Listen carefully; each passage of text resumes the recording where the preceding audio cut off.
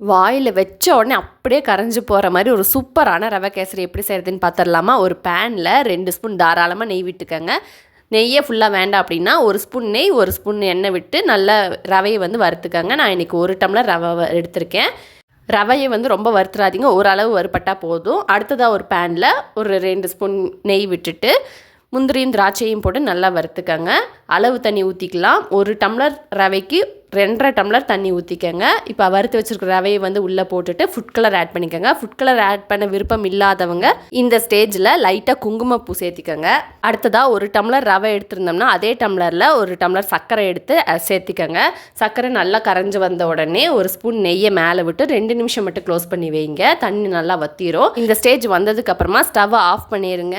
அந்த சூட்லேயே வந்து லைட்டாக இந்த மாதிரி பேனில் ஒட்டாத மாதிரி திரட்டி விடுங்க. சூப்பரான ரவை கேசரி ரெடி ஆயிடுச்சு.